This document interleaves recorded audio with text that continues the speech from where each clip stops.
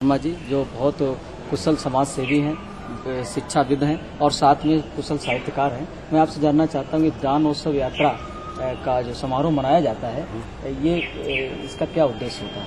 इसका उद्देश्य ये प्रेरणा देना है कि आने वाली पीढ़ी इस बात से खूब प्रेरणा ग्रहण करे, मन से उमंग उत्साह के साथ कि हमको दान करना चाहिए और जिनको आवश्यकता है उनकी जरूरतों को पूर्ण करने में जो भी संभव सहायता प्रदान की जा सके, मानव मात्र को वो सहायता प्रदान करनी चाहिए।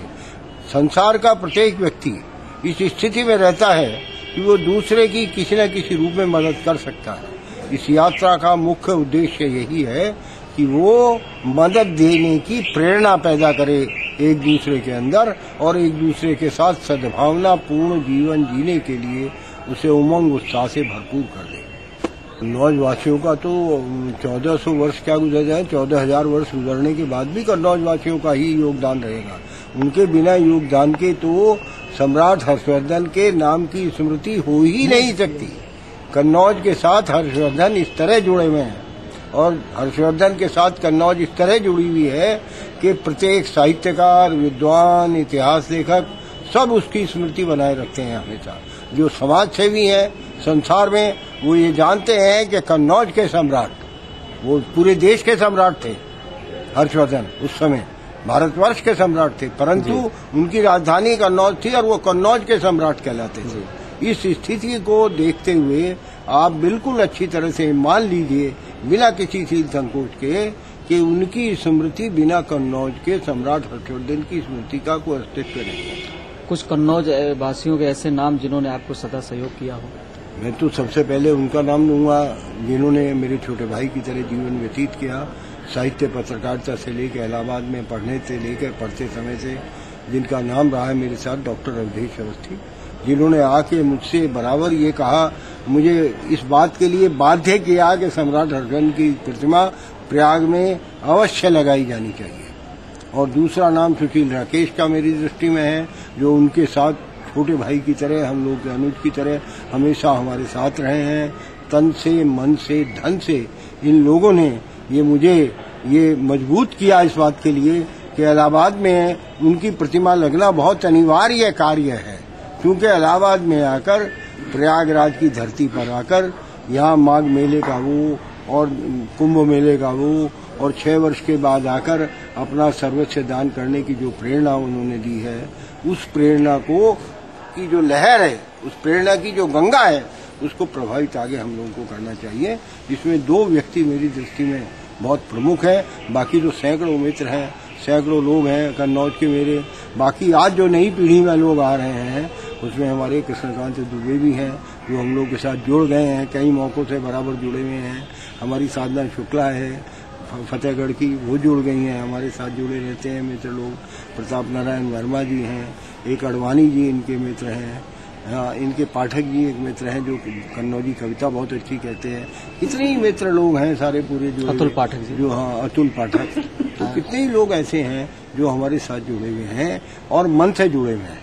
मैं उनकी बात नहीं कर रहा हूँ जो नहीं है, बहुत सारे मित्र हैं जो मन से नहीं जुड़े हुए हैं लेकिन वैसे जुड़े हुए हैं किसी भी कार्यक्रम में, जिसमें साहिल भी है, जिसमें वो तिवारी भी हैं हमारे, तो बहुत सारे लोग हैं। जीवन शुक्ल भी उसमें एक नाम लिया जा सकता है।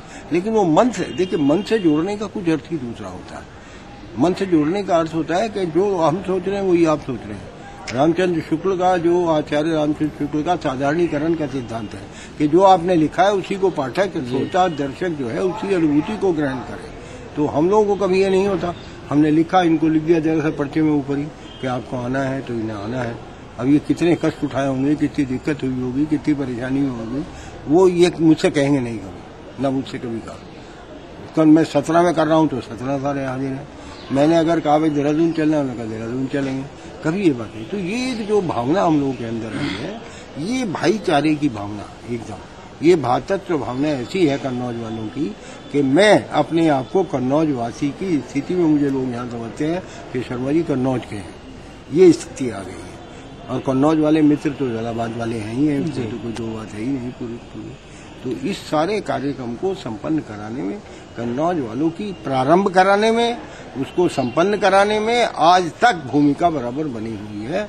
उनकी भूमिका का जो महत्व है वो इतना अधिक है कि उनके बिना हमारे यहाँ कुछ होता नहीं। हमारा पर्चा पढ़ी उसमें छपा रहता है कन्नौज से प्रयाग की यात्रा। जी जी। ऐसा कभी नहीं होता कि हम अकेले यहाँ प्रयाग में कह दें कि हम प्रयाग में कर रहे हैं। कन्नौज के बिना यात्रा नहीं है, कन्नौज के बिना हमारा कार्यक्रम है ही नहीं, आप मान के चलें। और हम कन्नौज के मित्रों से जबरदस्ती बार कहते रहते हैं, उनको पत्र भेजते हैं। ये दूसरी बात है कि उनमें से 10 आएंगे, 5 आएंगे, 25 आएंगे कि 50 आएंगे, ये एक अलग काम है। और कन्नौज वालों ने जिस समय आए हैं हजारों की संख्या में, यहाँ 20 लाख रुपए का सामान आपको काफी समय हो गया है साहित्य सेवा में काम करते हुए, और साथ में आप सामाजिक कार्य भी बहुत करते हैं। क्या आपको कभी ऊब नहीं होती है? ऊब अगर सेवा है, अगर आपके मन में मांगना है, तो वो चाहे साहित्य का क्षेत्र हो, चाहे समाज सेवा का क्षेत्र हो, और चाहे रण क्षेत्र का मैदान हो।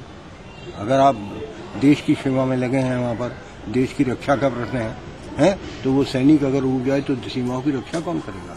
साहित्य की अगली पीढ़ी को तैयार कौन करेगा?